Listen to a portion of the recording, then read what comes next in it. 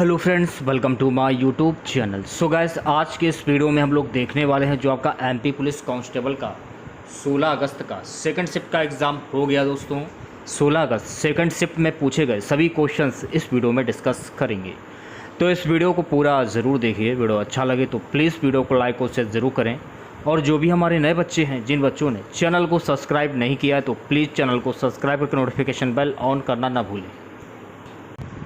तो चलिए वीडियो को स्टार्ट करते हैं। देखिए गाइस, पहला क्वेश्चन पूछा गया था कि मध्य प्रदेश का राजकीय नृत्य क्या है। तो देखिए, मध्य प्रदेश का राजकीय नृत्य है राई नृत्य। तो राई नृत्य आपका करेक्ट आंसर हो जाएगा। मध्य प्रदेश के प्रमुख लोक नृत्य के बारे में भी जान लीजिए। देखिए, मध्य प्रदेश के प्रमुख लोक नृत्य हैं बधाई नृत्य, शैला नृत्य, चटकोरा नृत्य, रीना नृत्य, बिल्मा नृत्य, भगोरिया नृत्य, मटकी नृत्य, गोचो नृत्य, लहंगी नृत्य, परधौनी नृत्य, कान्ना नृत्य, वरेदी नृत्य आदि। ये आपको ध्यान में रखना है, ठीक है। अगला क्वेश्चन देखिएगा। सो गाइस, अगला क्वेश्चन पूछा गया था कि ब्राह्मणों पर सर्वप्रथम जजिया कर किसने लगाया था।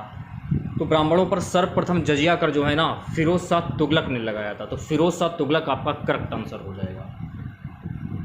जजिया कर की अगर हम बात करें तो जजिया कर प्रति एक व्यक्ति वार्षिक कर था जो ऐतिहासिक रूप से गैर मुस्लिम देशों पर लगाया गया था, जिसे थिम्मा कहा जाता है, जो महिलाओं, बच्चों, बुजुर्गों, विकलांगों, बीमारों, पागलों, भिक्षुओं, साधुओं आदि को छूट देता है। जजिया हिंदुओं पर इस आधार पर लगाया जाता था कि शरीयत में इसका जिक्र नहीं है।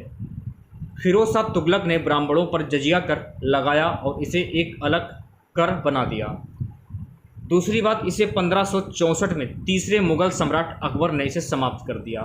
तो जजिया कर को किसने समाप्त किया था? मुगल सम्राट अकबर ने। ये भी फैक्ट आपको ध्यान रखना है, ठीक है। देखिए, फिरोज शाह तुगलक ने कुतुब मीनार की 5वीं मंजिल का निर्माण करवाया था। ये भी आप ध्यान में रखिएगा, ठीक है। ये मोहम्मद बिन तुगलक का उत्तराधिकारी था, ये भी आपको ध्यान रखना है। सल्तनत काल में सर्वाधिक नहरों का निर्माण करने का कार्य फिरोज शाह तुगलक के द्वारा किया गया था। तो ये सारे फैक्ट आपको ध्यान में रखने हैं, ठीक है। देखिए, अगला क्वेश्चन पूछा गया था कि अवतल दर्पण पर किसी वस्तु को अनंत पर रखने पर उसका प्रतिबिंब कहाँ बनेगा। तो अवतल दर्पण पर किसी वस्तु को अनंत पर रखने पर उसका प्रतिबिंब जो है ना, फोकस पर बनेगा। तो फोकस आपका करेक्ट आंसर हो जाएगा।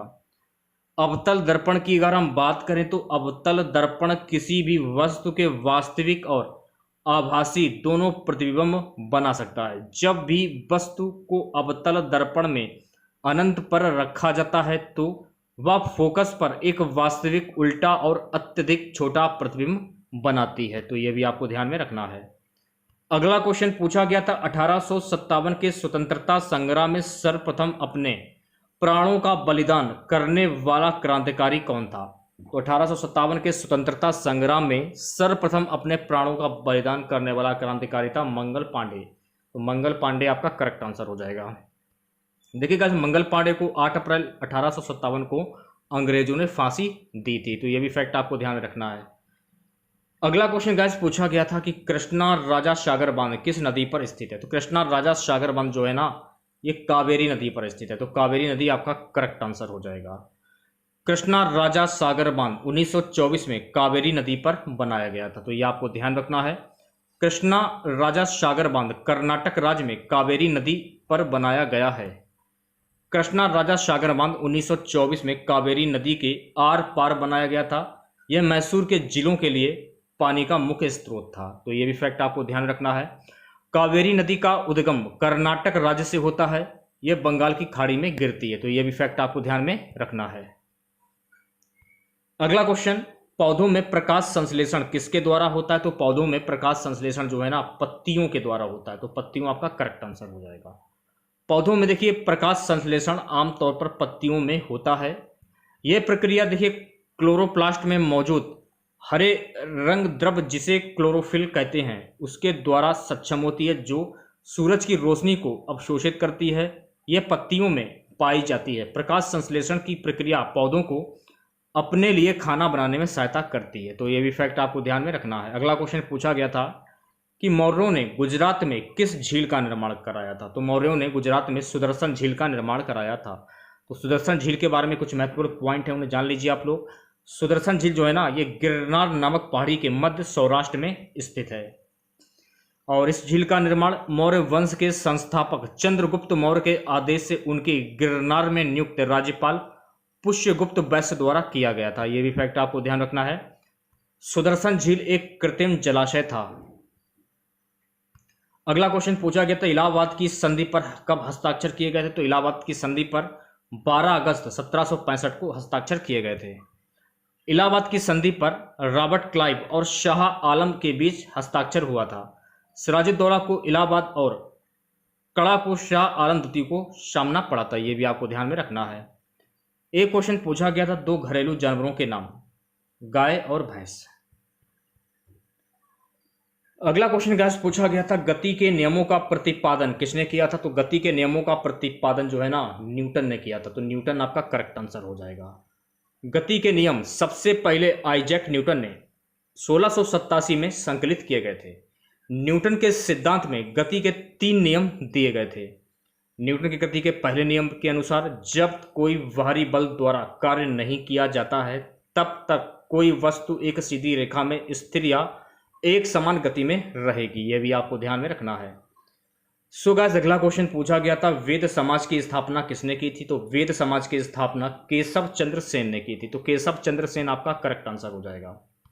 वेद समाज की स्थापना केशव चंद्र सेन और के श्रीधरलू नायडू ने की थी। यह आपको ध्यान रखना है। और 1864 में मद्रास चेन्नई में यह स्थापित हुआ था। वेद समाज ब्रह्म समाज से प्रेरित था। यह भी फैक्ट आपको ध्यान में रखना है। सो गाइस, अगला क्वेश्चन पूछा गया था, सबसे पहले स्वतंत्रता आंदोलन किसने शुरू किया था। तो सबसे पहले स्वतंत्रता आंदोलन जो है ना, आचार्य विनोबा भावे ने शुरू किया था। 1940 में आचार्य विनोबा भावे को राष्ट्रपिता महात्मा गांधी ने पहले व्यक्तिगत सत्याग्रही के रूप में चुना था। भाषण के अधिकार की मांग के लिए व्यक्तिगत सत्याग्रह शुरू किया गया था। यह सामूहिक सत्याग्रह का एक विकल्प था जो हिंसक होता जा रहा था, जिसे गांधी जी कभी नहीं चाहते थे। एक क्वेश्चन पूछा गया था कि तानसेन का जन्म कहाँ हुआ था। तो तानसेन का जन्म जो है ना, ग्वालियर में हुआ था। तो ग्वालियर आपका करेक्ट आंसर हो जाएगा। तानसेन का जन्म ग्वालियर में हुआ था। और इनका जो पूरा नाम था रामतनु पांडे। यह भी आपको ध्यान में रखना है। वह संगीतकार और गायक थे। यह भी फैक्ट आपको ध्यान रखना है। ठीक है। अगला क्वेश्चन पूछा गया था कि विनिमय बोर्ड की स्थापना कब हुई थी। तो विनिमय बोर्ड की स्थापना 12 अप्रैल 1988 को हुई थी। तो 12 अप्रैल 1988 आपका करेक्ट आंसर हो जाएगा। भारतीय प्रतिभूति और विनिमय बोर्ड सेबी का गठन भारत सरकार के एक प्रस्ताव के माध्यम से 12 अप्रैल 1988 को एक गैर शाब्दिक निकाय के रूप में किया गया था। आप इस तरीके से भी याद कर सकते हैं कि भारतीय प्रतिभूति और विनिमय बोर्ड SEBD भारत में प्रतिभूतियों के लिए मान्यता प्राप्त है। इसे 1988 में स्थापित किया गया था और 30 जनवरी 1992 को सेबी अधिनियम 1992 के माध्यम से वैधानिक शक्तियां दी गई थी। अगला क्वेश्चन पूछा गया था कि मध्य प्रदेश का सबसे पुराना पर्वत कौन सा है। तो मध्य प्रदेश का सबसे पुराना पर्वत है सतपुड़ा पर्वत श्रृंखला। देखिए, सतपुड़ा पर्वत श्रृंखला मध्य प्रदेश और महाराष्ट्र में स्थित एक पर्वत श्रृंखला है। इसकी सबसे ऊंची चोटी जो है वो है धूपगढ़। तो यह भी फैक्ट आपको ध्यान रखना है। हिमालय, जिसकी ऊंचाई 8,849 मीटर होती है, को युवा बलित पर्वतों के रूप में जाना जाता है क्योंकि वे केवल कुछ मिलियन वर्ष पहले बने हैं। तो ये भी आपको ध्यान में रखना है। अगला क्वेश्चन पूछा गया था, परमाणु अनुसंधान केंद्र के वर्तमान अध्यक्ष कौन है। तो परमाणु अनुसंधान केंद्र के वर्तमान अध्यक्ष हैं अजीत कुमार मोहंती। तो अजीत कुमार मोहंती आपका करेक्ट आंसर हो जाएगा। अजीत कुमार मोहंती के बारे में कुछ बातें जान लेते हैं। अजीत कुमार मोहंती जो एक प्रसिद्ध भौतिकी विज्ञानी हैं और भाभा परमाणु अनुसंधान केंद्र VRC के निर्देशक के रूप में भी कार्य करते हैं, को परमाणु ऊर्जा आयोग के नए अध्यक्ष और परमाणु ऊर्जा विभाग के सचिव के रूप में चुना गया है। ये भी आपको ध्यान में रखना है।